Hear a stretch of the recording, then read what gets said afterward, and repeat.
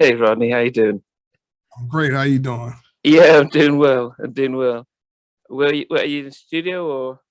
I'm in my studio at my home. Yes. Okay. See, I got the old DAT machine.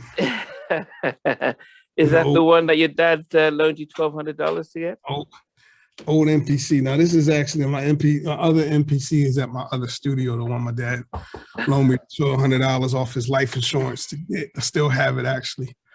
My goodness, hearing your story. 'Cause I saw your interview did a Power Moves a year ago, and which was really powerful, especially the relationship you have with your dad and that sort of mentoring. So that's, I'm a therapist and I work with under 21s. And so just hearing inspiration and trying to give vision to the young ones, because, it's things as we get each year, things get darker and darker. And so vision and inspiration, is something that they do need. And, hearing that about your dad and how that's been implanted in you is really, really a powerful part of your testimony. So I was really privileged to hear that.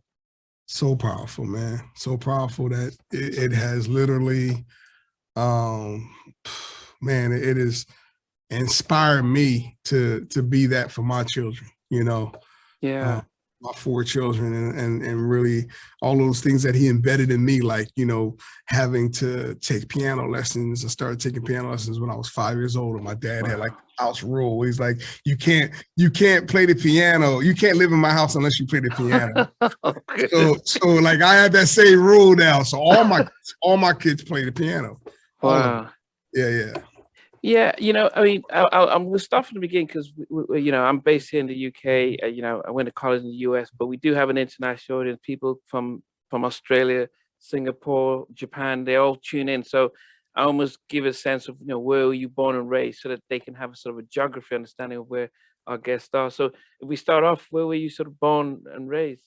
Yeah, I was born in Atlantic City, New Jersey. Uh, Okay. Raised right on the outskirts of a small little town called Galloway Township. And My dad's church was in Pleasantville. So it's kind of like those three between Atlantic City, Galloway, and Pleasantville is kind of where, I was all the time growing up. I think for some of us, we associate Atlantic City like the sort of East Coast Vegas. Is that something? Are we mistaken? Is that something close to that? It's definitely like its own little casino hub, Okay. boardwalk. It's the bottom of the shore. Um, not wasn't any musical outlets Yeah. when coming up there. There wasn't a lot of places to be discovered, or studios or record company, anything like that. We didn't have that at all. It was like only maybe like one small studio locally that people would go to. Now, I mean, I guess growing up, because you mentioned about your dad, did he have his own church, or was he part of a church? Was he? He had his own church. He still has the same church. Okay. Still in New Jersey. Yeah, and he's been preaching ever since I think he was probably about, I don't know, maybe like 21 years old. He's been pastoring Wow. for he turned 79 this year. So Wow. almost his whole life. Yeah.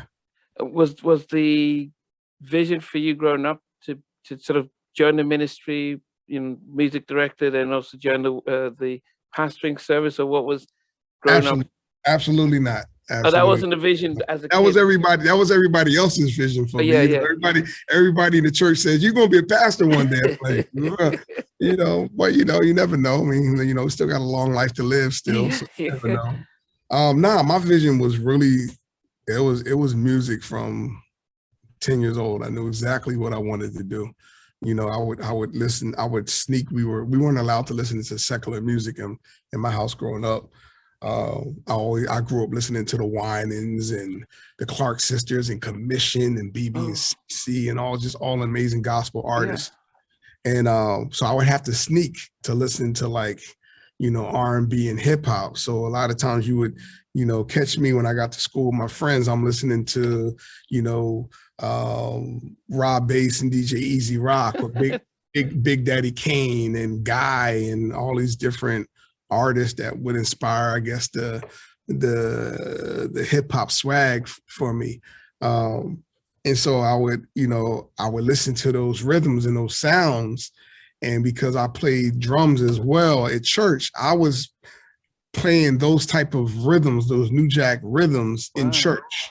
Oh, so everybody locally, I wasn't like the best drummer, but everybody locally knew, like, if they would come to my church and if I'm on the drums, I'm playing with a total different type of style than anybody else in church. Wow. And I was, I remember being 10 years old. I remember being 10 years old and hearing, I believe it was, I was in the mall in Toledo, Ohio, visiting our family. I remember hearing Human Nature by Michael Jackson play through the mall. The Thriller album had just came out, and it was playing the Thriller album all through the mall. And I was just like blown away by how it sounded. And I was just like, I want to make music like that. And I remember like sneaking, and my brother was 7 years older than me. So he had more access to things than I had access to. And I remember like he loved listening to like all the New Jack Swing stuff. And so I would sneak in his room when he wasn't home, and I would like go through his record collection and his CDs and different things. And I would listen to, like, let's say if I'm listening to Heavy D and the Boys, You Got Your Own Thing, I would listen to the maxi single version where it had like 6 different remixes. And Teddy would have like the per cappella, the version, and all these different maxi single versions. And I would listen to it, but while I was listening to it, I would go to the credits and I would read the credits, and I would literally learn who was doing everything on what. And then I would be able to go to the next record and I would see, well, hold on, he produced that, and he produced Keith Sweat, and then he produced this. Oh, and this, the engineer Franklin Grant and John Marie, and this person is the assistant Serban Gane and John Hain. Like I would know all these names at like 11 years old. I could literally, I was like a walk-in like credit person. Like on any record, I would just know the credits. And because I did that, it made me like really learn what a producer was.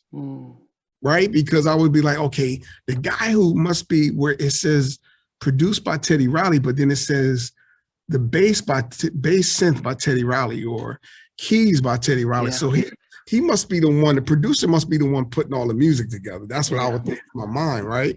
So I was like, I want to be that guy. I want to be the person that does that.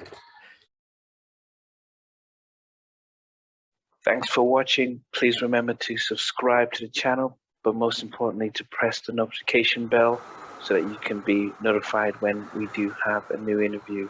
Loads to come, but thanks a lot for watching.